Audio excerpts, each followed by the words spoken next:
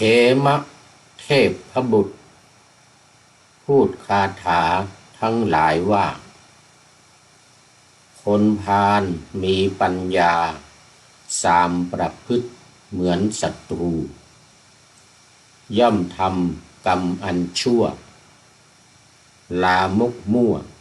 นำไปสู่ผลร้ายเผ็ดร้อนอยู่แต่บุคคลทำกรรมใดย่อมเดือดร้อนภายหลังน้ำตาหลั่งนั่งร้องไห้ได้รับผลกรรมใดกรรมที่ทำนั้นไม่ดีบุคคลทำกรรมใดไม่เดือดร้อนภายหลังนี้มีจิตแช่มชื่นดีเบิกบานรับผลกรรมใดกรรมที่เขาได้ทำเป็นกรรมดีมีผลใหญ่คนรู้ว่ากรรมใดเป็นประโยชน์แท้แก่ตนควรรีบลงมือทำกรรมนั้นทันทีที่ดลอย่าพยายามวนเป็นนักปราชญ์คิดมากไปเหมือนพ่อค้าเกวียนเสี่ยงเลี่ยงหนทางใหญ่ที่ไม่ครุขระหันไปใช้ทางครุขระจนเพลาเกวียนหักซบเซาฉันใดใครหลีกทำประพฤติเพี้ยนตามอะธรรมวนเวียนก็ฉันนั้นเขาเป็นคนโง่เขลาดำเนินไปสู่ความตายเศร้าสับสนซบเซาอยู่เวียนวนเหมือนพ่อค้าเกวียนนั่นแหละขอถวายความนอบน้อมแด่พระรัตนตรัยมีพระพุทธเจ้าเป็นต้นขอถวายความเคารพพระมหาเถระพระเถรานุเถระเจ้าคณะพระสังฆาธิการทั่วโลกอันมีพระเดชพระคุณพระธรรมเสนาบดีรองเจ้าคณะภาค7วัดพระธาตุวสุเทพเป็นต้นและขออำนวยพรแด่ท่านผู้ฟังท่านผู้ชมสาธุชนพุทธบริษัททั้งหลายวันนี้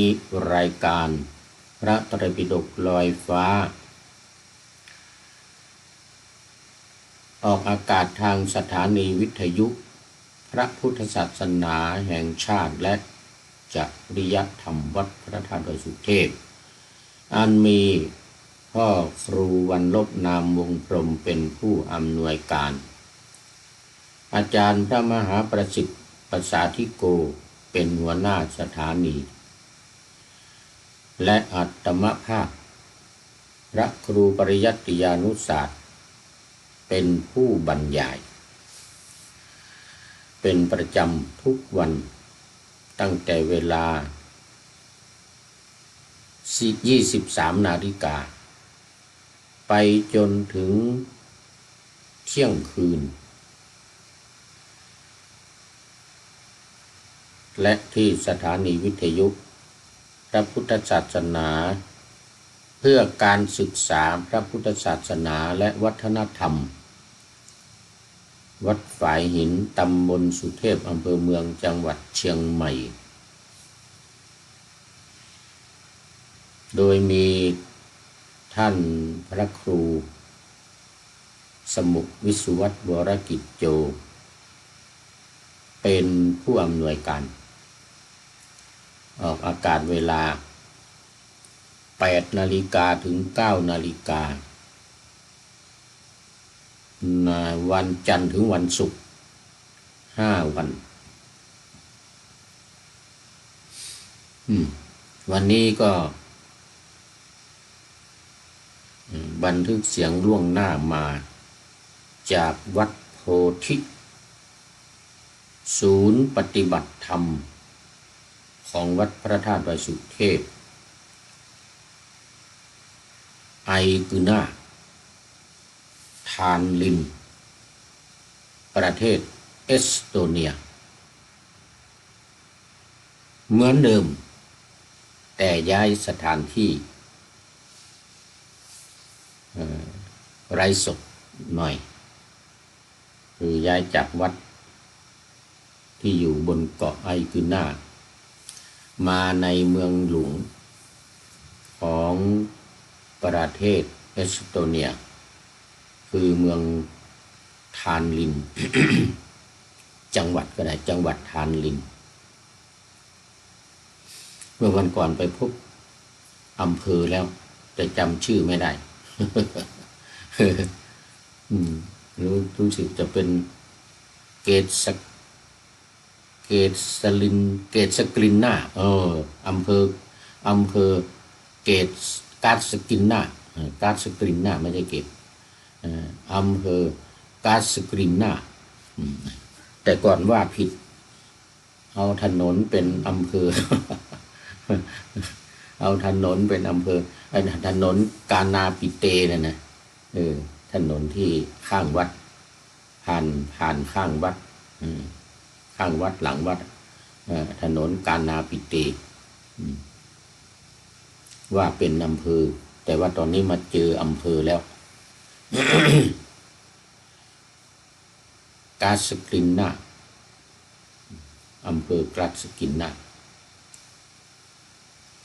จังหวัดทานลินซึ่งเป็นจังหวัดที่เป็นเมืองที่สวยงามมากในยุโรปนี่เป็นอันดับหนึ่งในยุโรปแล้วก็เป็นเมืองเก่าแก่มาเป็น2,000 ปี 2,000 กว่าปีก็มีหลายประเทศเข้ามายึดครองเช่นรัสเซียก็เคยเข้ามายึดครองสมัยที่เป็นโซเวียตนะสมัยที่เป็นโซเวียตยูเนียนก่อนที่มันจะแตกออกเป็นเสี่ยง15 ประเทศเนี่ยนะก็ประมาณ40 ปีครอบครองเอสโตเนียซึ่งมีตึกรามบ้านช่องอาคารที่สวยงามเป็นเมืองที่ทันสมัยพัฒนาก่อนเพื่อนในยุโรปเนี่ย ในยุโรปนี่เลยนะเพราะว่าประเทศอื่นเขามีสงครามรบกันอย่างเยอรมันอังกฤษหรือรัสเซียหรืออะไรก็ตามเนี่ย ไม่ได้พัฒนาแล้วก็เป็นประเทศชั้นนำด้านเทคโนโลยีสมัยใหม่เนี่ยในยุโรปเนี่ยไม่น่าเชื่อว่าเอสโตเนียประเทศเล็กน้อยเดียวเนี่ยจะเป็นประเทศชั้นนำด้านเทคโนโลยีแสดงว่าคนในประเทศนี้เนี่ยเก่งมากมีมันสมองดีมากทันสมัยนะอันดับ1ในยุโรปอันดับ2ที่ไหนรู้หรือเปล่าอันดับ2เป็นว่าประเทศเล็กอีกเหมือนกัน คือไอร์แลนด์ใต้เป็นอันดับ2ในยุโรปปัจจุบันนี่นะในปัจจุบันเนี่ยตั้งแต่อดีตมาจนถึงปัจจุบันเนี่ยไอร์แลนด์ใต้ก็เป็นประเทศเล็กนิดเดียวแต่มีประชากรมากกว่าเอสโตเนียนิดหน่อยนั้นมี5 ล้าน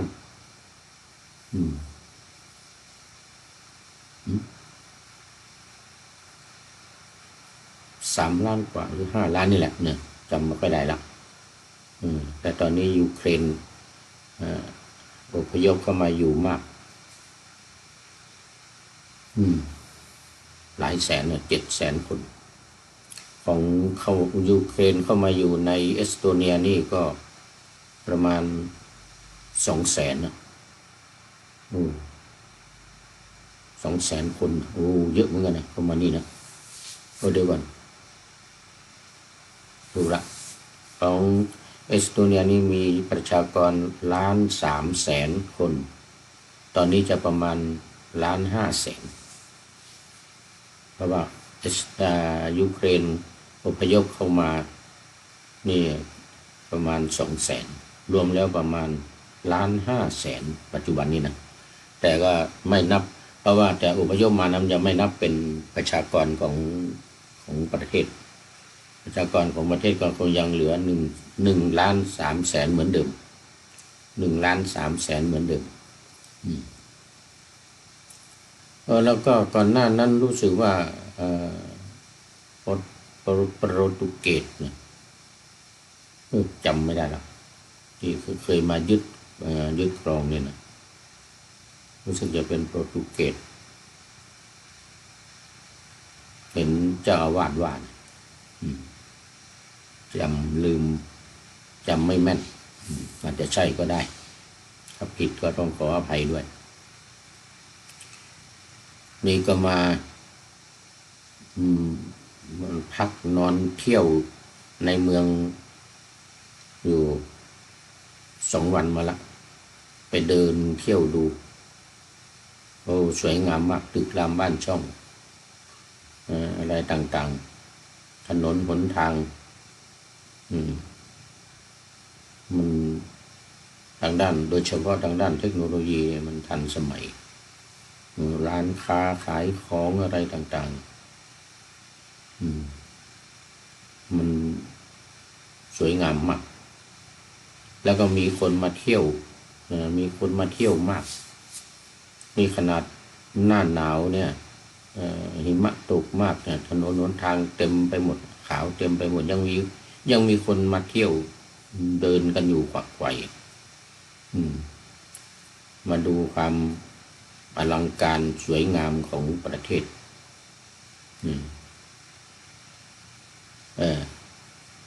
นี่ก็พักอยู่ในโรงแรมพักอยู่ในโรงแรมที่นี่ก็อบอุ่นดีเพราะว่าเขามีฮีตเตอร์ใช่แต่ออกไปข้างนอกก็ยังว่า-2 -2 -3 -4ข้างนอกเนี่ยข้างนอกตามถนนโน้นทางเนี่ยหิมะตกเต็มไปหมดวันนี้ข้างหลังนี่มันเป็นวิวเดี๋ยวจะเปิดให้ดูเมื่อวานก็เคยดูแล้วนะถ่ายเอาหิมะมาให้ดูกันเอาละตอนนี้วิหารลายเสียเวลามา13 นาทีเอาละเป็นธรรมดาก่อนจะเข้าสู่รายการก็ตกแตกเล็กๆน้อยๆให้ท่านทั้งหลายได้รับฟังรับชมกันแต่ง่วงแก้งเหงาก็รายการนี้มันออกอากาศตอนกลางคืน5 ทุ่มนู่นน่ะ5 ทุ่มถึงเที่ยงคืนวันนี้เขมสูตรเขมสูตรแล้วก็อยู่ในวรรคอะไรนี่อนาถบิณฑิกะวรรคก็จบไปแล้วนาติถิยวรรคนาติถิยวรรคเนี่ยวรรคที่ว่าด้วยคนต่างเดรัจฉีต่างๆเดรัจฉีเทพบุตรที่มาเคยเป็นเดรัจฉีว่ากันนะแล้วเข้ามา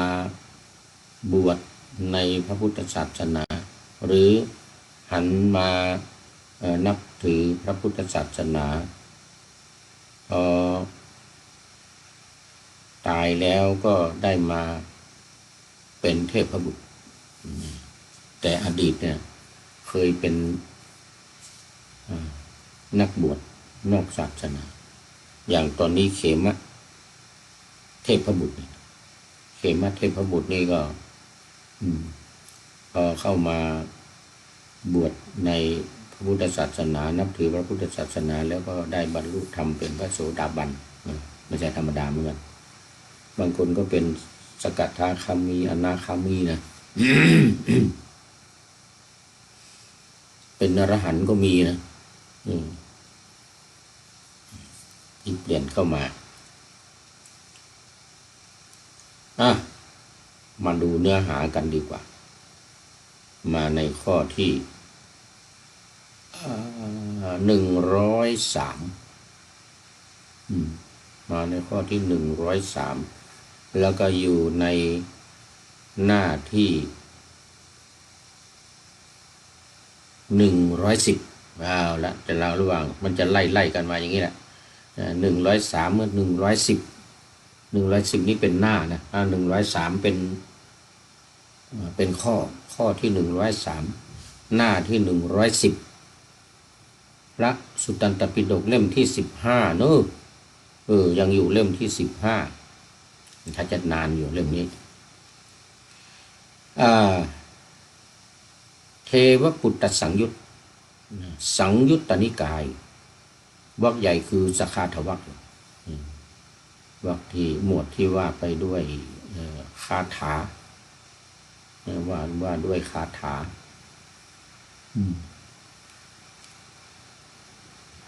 ทางด้านภาพที่เห็นอยู่ทางด้านซ้ายมือของท่านผู้ชมนั่นก็เป็นจาริกนะ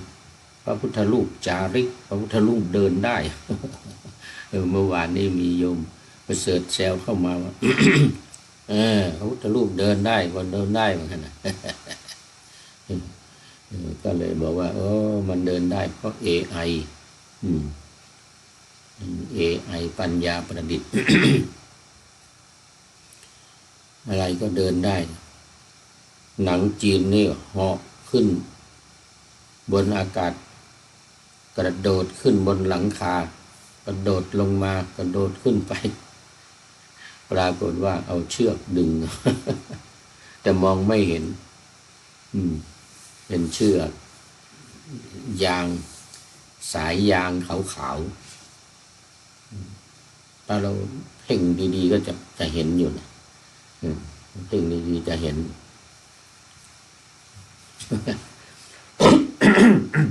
ขออภัยแต่นี่เอา AI มาเดินได้พุทธรูปเดินได้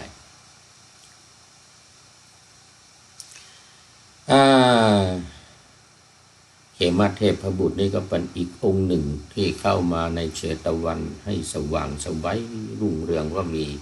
รัศมีมากเปล่งรัศมีสว่างสวัยเหมือนองค์อื่นๆนั่นแหละก็กราบทูลพระพุทธองค์กล่าวคาถาอันนี้กล่าวคาถาอย่างยืดยาวเลยเหมือนป่าหน้าธรรมาสไว้เหมือนป่าหน้าธรรมาสไว้เขมเทพพบุตรพูดคาถาทั้งหลายว่าคนพาลมีปัญญาสามประพฤติเหมือนศัตรูย่อมทำกรรมอันชั่วลามกมั่วนำไปสู่ผลร้ายเผ็ดร้อนอยู่แต่บุคคลทำกรรมใดแต่บุคคลทำกรรมใด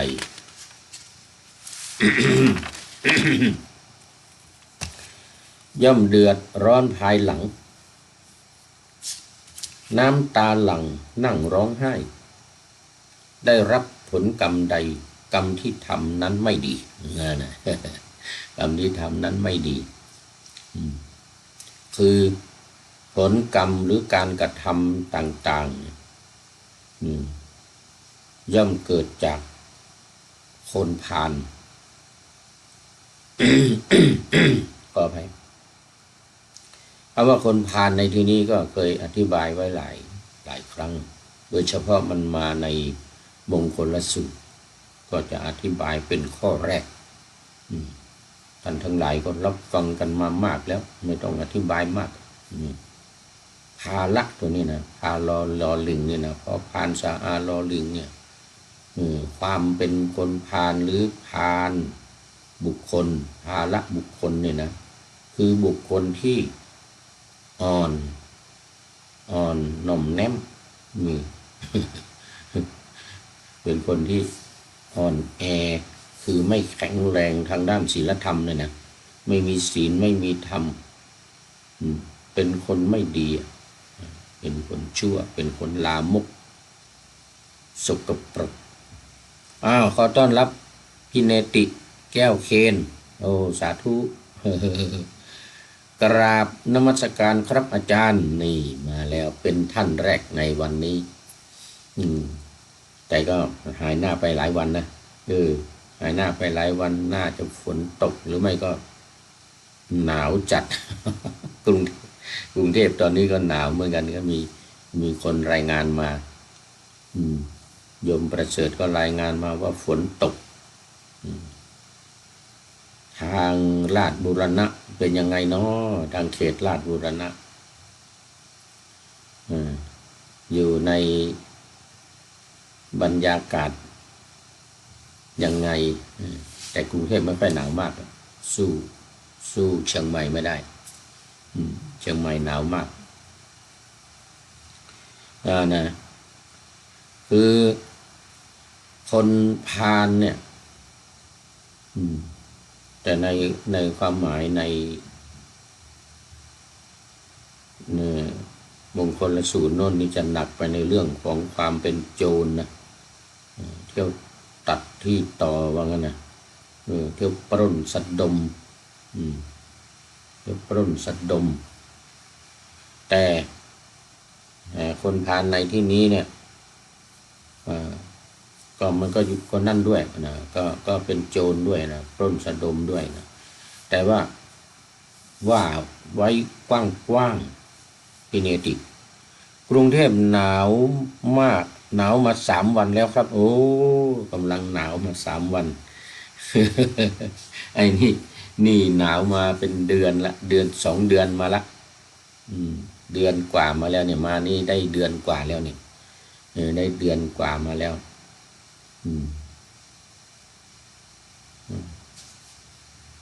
แต่ว่ากรุงเทพกำลังเริ่มหนาวหนาวมาแล้ว3 วันเหมือนกันนะหนาว3 วันมาแล้วโอ้ก็ไม่นานหรอกกรุงเทพนี้ไม่นานหรอกหนาวไม่มากพี่เนติก็รู้นี่เรียนมาแล้วนี่เรียนมาแล้วเรื่องคนพาลนี่ คือมงคลสูตรพอเรียนทำสี่ประโยคขึ้นไปก็ได้เรียนละมังคลัตถทีปณีของหลวงพ่อสิริมังคลาจารย์คนเชียงใหม่เนื้อเชื้อไขของคนเชียงใหม่เลยเกิดที่ตำบลแม่เหี่ยหมู่บ้านสวนขวัญสวนขวัญหรือปัจจุบันนี้เรียกว่าตำหนักหมู่บ้านตำหนักโอ้หลวงพ่อสิริมังคลาจารย์นี่เก่งมากเลยเก่งบาลีเก่งบาลีคาถาในพระไตรปิฎกเนี่ยยกคาถามาเลยแล้วก็แต่งเองแต่งคาถาเพิ่มเติมแปลมาแล้วก็อธิบายวิเคราะห์ขยายความ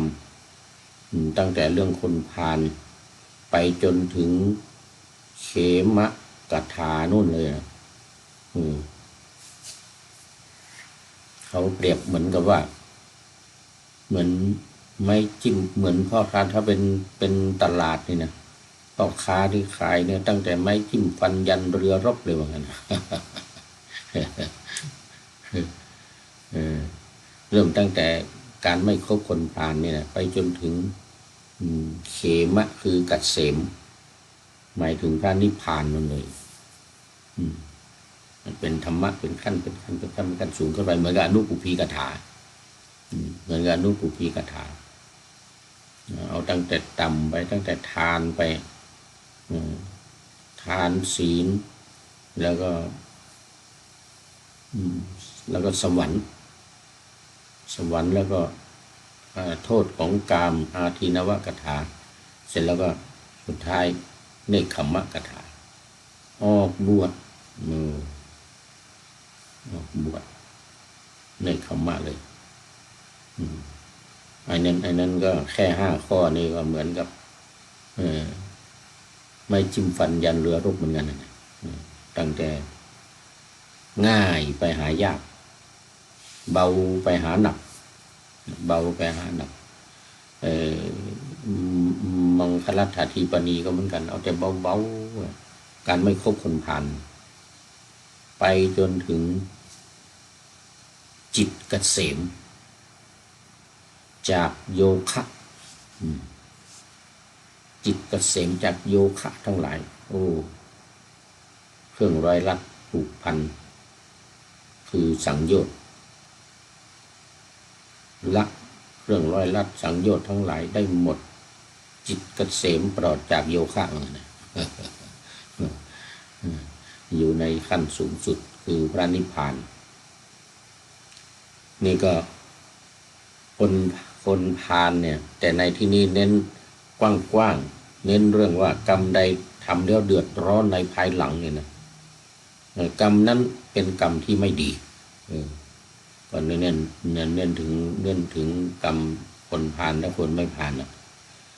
บุคคลทำกรรมใดไม่เดือดร้อนภายหลังนี่มีจิตแช่มชื่นดีเบิกบานรับผลกรรมใด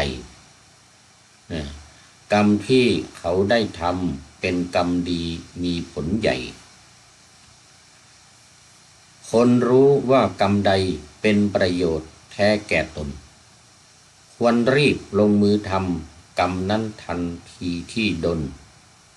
อย่าพยายามวนเป็นนักปราชญ์คิดมากไปคือเป็นเจ้าความคิดในพระไตรปิฎกนี้ว่าเป็นเจ้าความคิดนะนี่ว่าไว้ดีนะเราบอกอย่าเป็นนักปราชญ์เป็นเจ้าความคิดเหมือนกันนะคือคนพาลเนี่ยมีปัญญาสามประพฤติตนเป็นเหมือนกับศัตรูย่อมทำกรรมอันลามกซึ่งให้ผลเผ็ดร้อนบุคคลทำกรรมใดแล้วย่อมเดือดร้อนในภายหลังและมีหน้านองด้วยน้ำตาร้องไห้อยู่ได้รับผลกรรมใดกรรมที่ทำแล้วนั้นเป็นกรรมที่ไม่ดีอันนี้เป็นช่วงแรกนะเป็นช่วงแรกช่วงที่2เนี่ยบอกว่าบุคคลทำกรรมใดแล้วไม่เดือดร้อนในภายหลังมีจิตใจแช่มชื่นเบิกบานได้รับผลกรรมใดกรรมที่ทำแล้วนั้นเป็นกรรมดีบุคคลรู้ว่ากรรมใดเป็นประโยชน์แก่ตนควรรีบลงมือกระทำกรรมนั้นทันทีที่ได้พบทันทีที่เห็นอย่าพยายามเป็นนักปราชญ์เจ้าความคิดว่าไงนะอย่าพยายามเป็นนักปราชญ์เจ้าความคิดคือคิดมากไปคิดมากคิดนานมันช้าเหมือนกับพระสารีบุตรอย่างว่าพระสารีบุตรกับพระโมคคัลลานะและลูกศิษย์ของพระสารีบุตรลูกศิษย์ของโมคคัลลานะพระสารีบุตร300โมคคัลลานะ200เป็น500พอฟังธรรมเสร็จบรรลุเลยไม่คิดอะไรมากแต่ที่มีคำถามว่าสารีบุตรทำไมบรรลุหลังลูกศิษย์500บรรลุหมดแล้ว300ของพระโมคคัลลานะ200 500บรรลุหมดแล้วแต่อาจารย์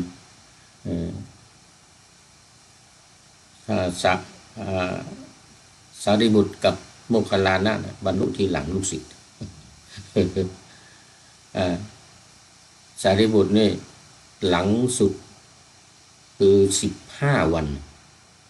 15 วันแล้วก็พระโมคคัลลานะนี่7 วันลูกศิษย์เขาวันเดียว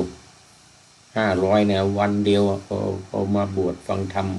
ของพระพุทธเจ้านะวันเดียวบรรลุหมดเลย เพราะอะไร เพราะนี่แหละเจ้าความคิด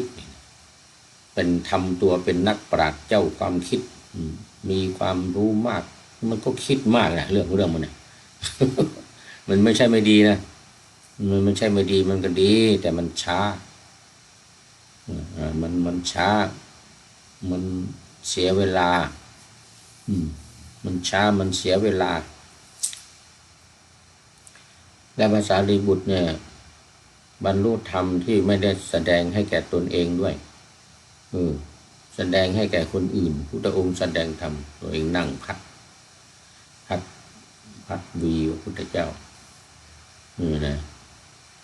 พระเจ้าแสดงธรรมให้ทีฆนขะที่มีเล็บยาวเลยนะแล้วทีฆนขะไม่ได้หรอกได้แค่โสดาบันสารีบุตรเป็นอรหันต์นี่ ทำไมต้องเป็นช้า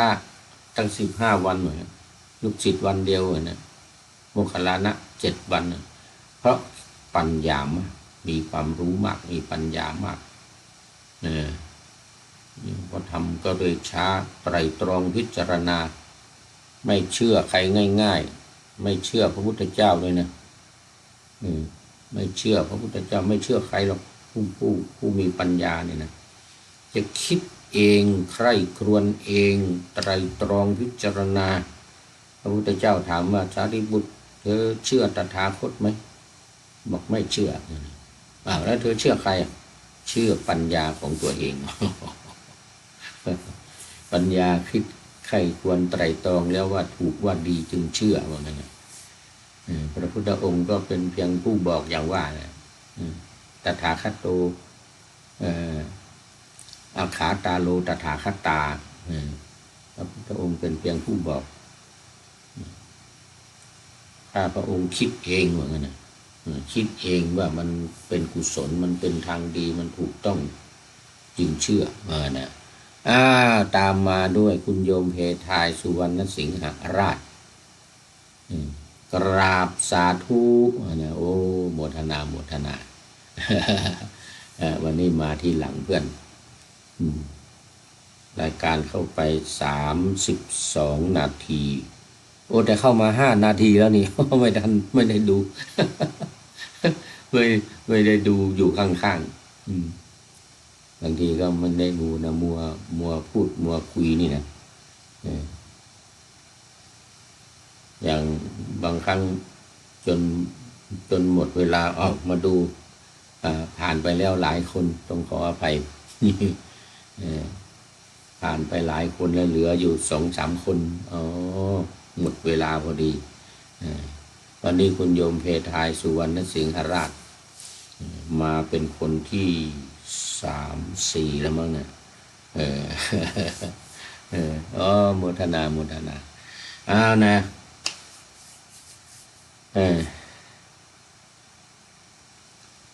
ควรรีบลงมือทำกรรมนั้นทันทีที่ดลคือที่พบที่เห็นอย่ายามวนเป็นนักปราชญ์คิดมากไปเจ้าความคิด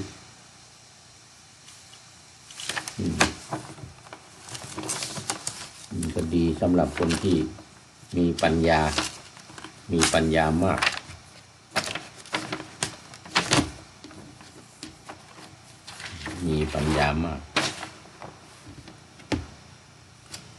เหมือนพ่อค้าเกวียนเสี่ยง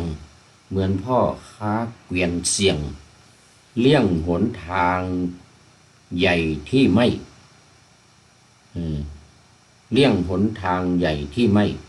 ครุขระหันไปใช้ทางครุขระจนเพลาเกวียนหักซบเซาฉันใดใครหลีกทำประพฤติเพี้ยนตามทำวนเวียนก็ฉันนั้นเขาเป็นคนโง่เขลาดำเนินไปสู่ความตายเศร้าสับสนซบเซาอยู่เวียนวนเหมือนพ่อค้าเกวียนนั่นแหละชัดเจนโยมเพทายสุวรรณสิงหราช อันนี้ชัดเจนมากเปรียบเทียบได้ชัดเจนมากก็ทางดีทางที่มันทางใหญ่แต่มันอ้อมหน่อยแล้วก็มันไม่ครุขระมันเป็นทางที่เรียบเกวียนวิ่งไปได้สบายรถวิ่งไปได้สบายไม่เอาไม่ไปแต่จะไปทางลัดนี่เรื่องมันต้องการทางที่มันลัดมันสั้นจะไปทางลัดทางสั้นแต่มันครุขระเพลาเกวียนหักจนไปมันคุกคักเลยนะจนเพลาเกวียนหักไปไม่ได้ก็ซบเซาอยู่ทีเนี้ยทางมันจะไปทางใกล้ทางใกล้ทางใหญ่ไม่เอาทางใหญ่ทางดีทางไม่ครุขระไม่เอาคิดมากในเรื่องของค่าใช้จ่ายค่าใช้จ่ายอะไรมันไกลเวลาก็จะใช้เวลานานเสียเวลามากแล้วค่าใช้จ่ายในเรื่องของการเดินทางอาหารการกินอะไรต่างๆโอ้คิดมากเลยเดี๋ยวกำไรมีน้อยกำไรเหลือน้อยต้องรีบไปเหมือนกันนะไปช้าเดี๋ยวไม่ทันขายเดี๋ยวพ่อค้าคนอื่นขายหมดเราไม่ได้ขายต้องรีบไปทางนี้มันมองเห็นอยู่เนี่ยมองเห็นหมู่บ้านอยู่เนี่ยแต่ว่าแทนที่จะอ้อมไปนะแทนที่จะอ้อมไปที่มันเป็นทางใหญ่ทางดีนะไม่เอาเนี่ยแค่5 กิโล3 กิโลไอ้อ้อมไปเป็น30 กิโลไม่เอาโอ้เสียค่าโซหุ้ยมากเสียเวลามากเอาไปทางใกล้ๆทางมันทางลัดนี่ทางลัดนี่แต่มันครุขระหน่อยมันครุขระก็เกวียนหักนี่ไอ้เพลาเกวียนหักเลยไปไม่ได้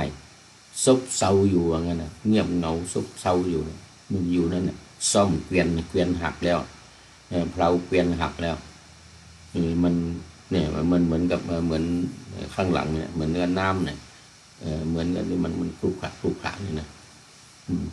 ในทางเรียบดีๆค่อยๆไปมันจะช้าหน่อยก็ไม่เป็นไรนึกไม่เอาต้องการจะรีบไป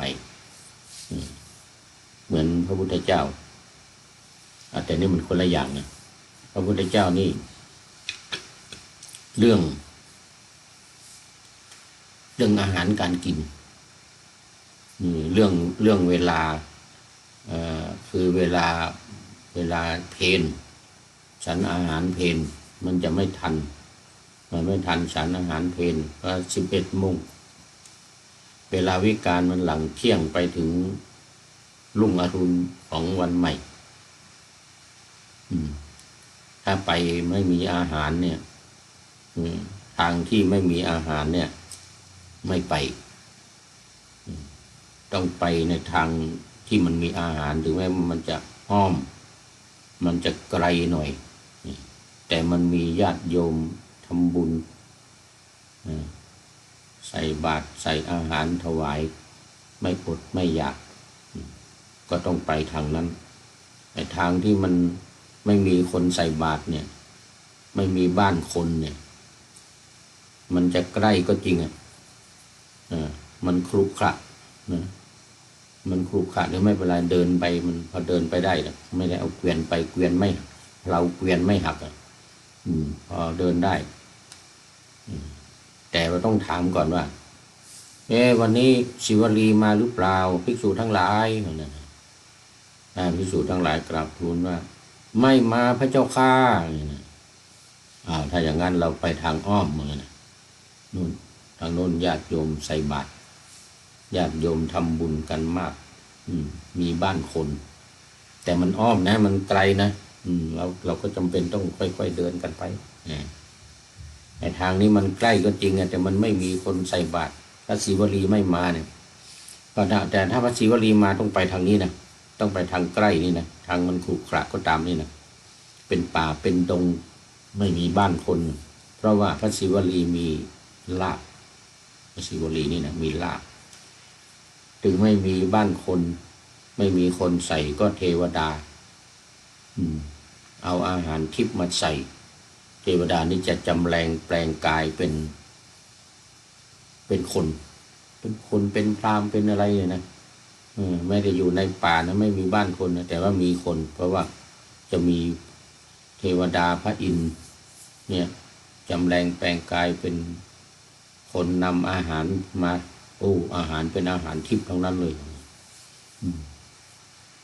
บอกว่าถ้าไม่มีคนก็เทวดาเหมือนกันนะไปทางนี้ถ้าพระศิวลีมาพระพุทธเจ้ายอมนะยอมพระศิวลีนะ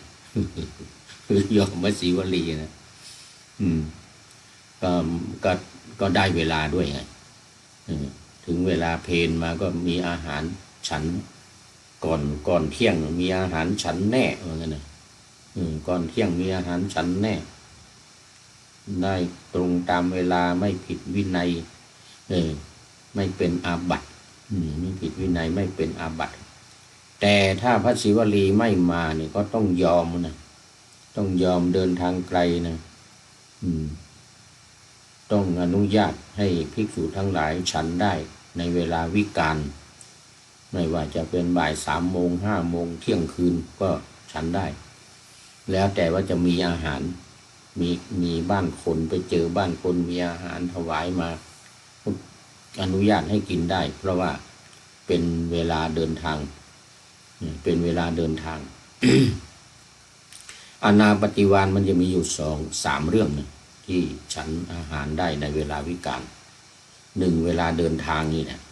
เนี่ยมันมีความจำเป็นพระศิวลีไม่มาเนี่ย พระศิวลีไม่มามีความจำเป็นก็ต้องเอาว่างไว้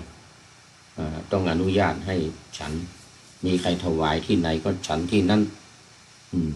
กี่โมงกี่ยามก็ไม่ว่ากัน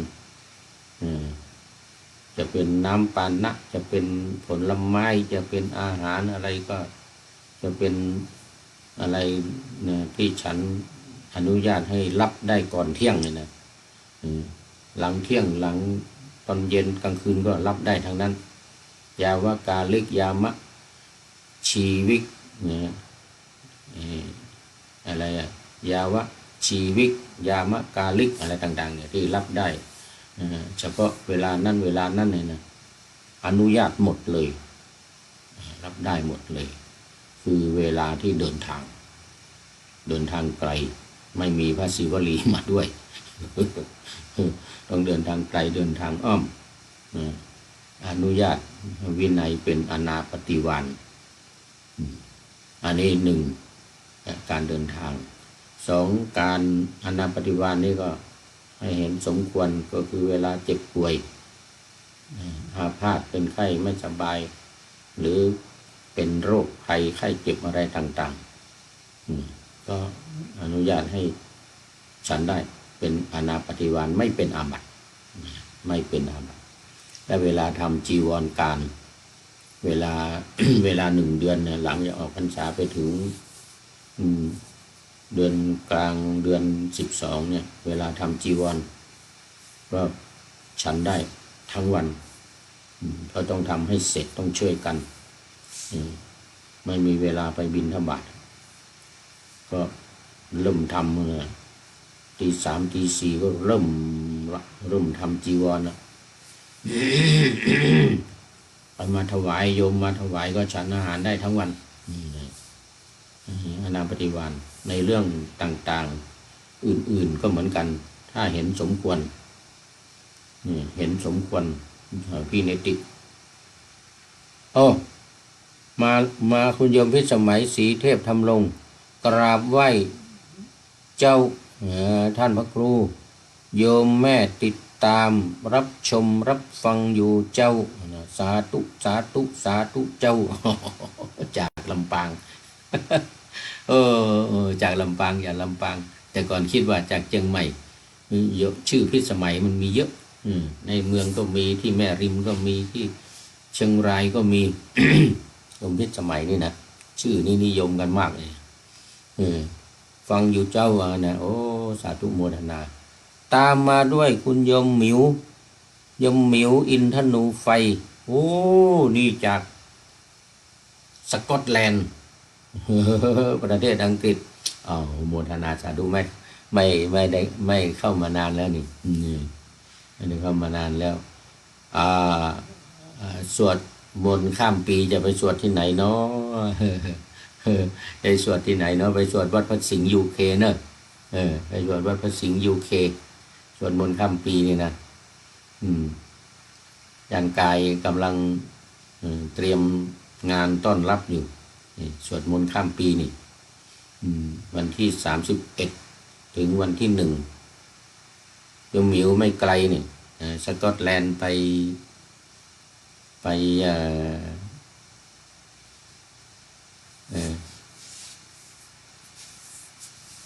ใกล้ๆนั่นนะเขาเรียกอะไรนะวัดพระสิงห์ยูเคนะอยู่ลันคอนอยู่ลันคอน อำเภอฮอนตันแต่ที่สำคัญคือมันใกล้สนามบินลิเวอร์พูลสนามใกล้สนามบินลิเวอร์พูล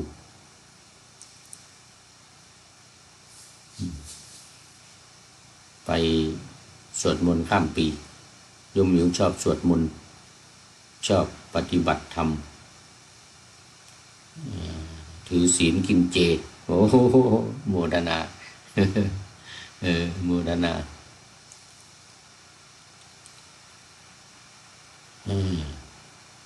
อ้าวไหนแล้วถึงไหนแล้วนี่เมื่อกี้พูดถึงพระศิวลีเหมือนกับพ่อค้าเกวียนพ่อค้าที่หลีกเลี่ยงหนทางใหญ่หนทางดีไม่เอาก็ไปหนทางที่มันขรุขระหนทางที่ไม่ดีแต่มันทางลัดเทียบกันกับพระพุทธเจ้าถ้าพระศิวลีมาก็ไปทางลัดนี่แหละมันใกล้ดีเวลาเพลมาก็มีอาหารฉันไม่ต้องห่วงนะศิวลีมาไม่ต้องห่วงถ้าพระศิวลีไม่มาก็ต้องไปที่ทางอ้อมทางไกลหน่อยแต่ก็เป็นทางดีนั่นแหละนะเป็นทางดีไม่ขรุขระไม่เป็นป่าเป็นดงเป็นหมู่บ้านมีโยมถวายอาหารถึงมันจะตอนบ่ายตอนเย็นตอนเพลนอะไรก็ละฉันได้ในวินัยเนี่ยเรื่องอื่นๆก็ไม่เฉพาะเรื่องฉันนะเรื่องเงินเนี่ยเรื่องการจับเงินเนี่ยถ้าเห็นสมควรนี่มีคนว่าหลวงพ่ออยู่โยมหมิวหลวงพ่อผิดวินัยนะผิดวินัยเนี่ยจับเงินจับทองเนี่ยแต่ว่าหลวงพ่อไม่ผิดหลวงพ่อบอกว่าไม่ผิดวินัยมันเป็นอนาปฏิวาณพุทธเจ้าอนุญาตให้จับได้เมื่อมีความจำเป็นไม่เห็นสมควรเนี่ยอย่างมาต่างประเทศนี่มีไวยาวัจกรแม้อยู่เมืองไทยหลวงพ่อนี่ไม่มีไวยาวัจกรที่จะจัดการเรื่องเงินให้ไม่มีบารมีไม่มีคนดำเนินการให้ในการไม่ต้องถือเงินไม่ต้องจับเงินเนี่ยนะไม่ต้องรับเงินเนี่ยนะไม่ต้องมีเงินไม่ต้องรับเงินไม่ต้องมีเงินแต่มาต่างประเทศหรืออยู่เมืองไทยก็ตามมีความจำเป็นต้องใช้จ่ายเงินต้องใช้จ่ายเงินต้องซื้อของต้องกินต้องทำอะไรต่างๆการงานการก่อสร้างถ้าไม่รับเงินนี่บอกก่อสร้างอะไรก็ไม่ได้ภายในวัดเป็นเจ้าอาวาสเนี่ยมันทำไมรับเงินถ้าไม่รับเงินก็จะไปทำอะไรได้ก่อสร้างอะไรก็ไม่ได้จะไปไหนก็ไปไม่ได้ยกเว้นมีไวยาวัจกรช่วยจัดการให้จะซื้อตั๋วเครื่องบินจะกินจะอยู่อะไรก็จ่ายให้หมดทำให้หมดหลวงพ่อไม่ต้องมีเงินก็ได้แต่นี่มีความจำเป็นเขาเรียกว่าเป็นอนาปฏิวาณ พุทธองค์ทรงอนุญาตว่าโอ้ไม่เป็นอาบัติเพราะมีความจำเป็นเห็นสมควรนี่ก็เป็นอนาปฏิวาณอาบัติทุกอาบัติตั้งแต่ปาราชิกปาราชิกไปจนถึงทุกกฎทุกภาสิทธิ์นู่นนะทุกอาบัติทุกอย่าง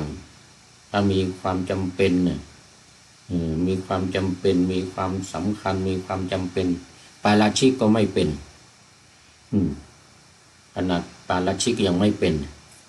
นี่เดี๋ยวตัวอย่างมีพระรูปหนึ่งพระรูปหนึ่งนอนกลางวันไม่ปิดประตู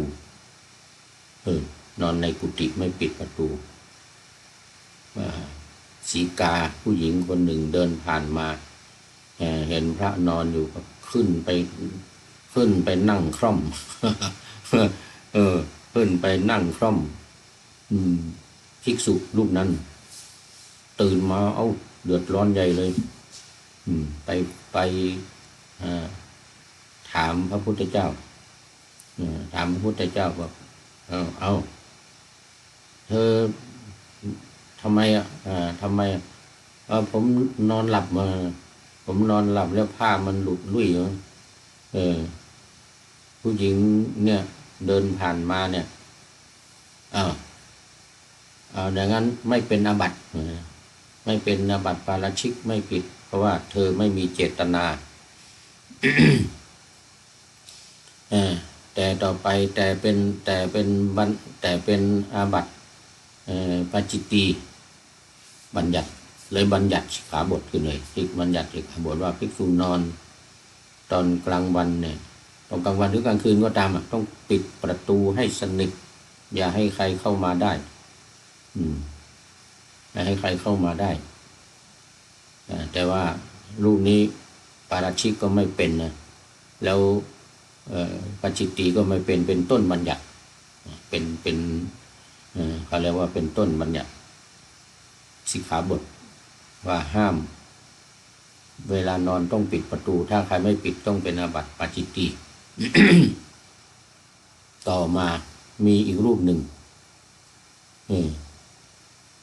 เอาบ้างนอนไม่ปิดประตูเสร็จแล้วก็ไปถามพระพุทธเจ้าเหมือนกันไปรายงานพุทธเจ้าบอกพระพุทธเจ้าบอกเธอทำไมไม่ปิดประตูเธอ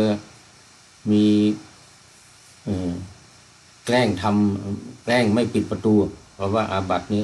เขาบัญญัติไว้แล้วตัวอย่างมันมีมาแล้วก็บัญญัติสิกขาบทแล้วผิดเธอเป็นปาราชิกซึกไล่สึกไปเลยเพราะว่าแกล้งทำมีเจตนาที่จะให้นั่นน่ะแกล้งไม่ปิดประตูไงแกล้งไม่ปิดประตูไม่เหมือนรูปแรกนะรูปแรกนั้นเขาเป็นต้นบัญญัติเขาไม่รู้จริงๆเขาไม่ได้ปิดประตูและสิกขาบทมันยังไม่ได้บัญญัติด้วยเป็นทั้งปาจิตตีเป็นทั้งปาราชิกเลย เป็นทั้งปาราชิกทั้งปาจิตตีเลยนี่มันเป็นอย่างนั้นเนี่ยปาราชิกก็ไม่เป็นแล้วก็มีนางบนวรรณาเถรีอีกนั่นเป็นพระอรหันต์เนี่ยถูกข่มขืนนันทมานพข่มขืนไปแอบนอนอยู่ใต้เตียงตอนเช้าอุบลวรรณาเถรีไปบิณฑบาตกลับมาพอนางไปบิณฑบาตพระเถรี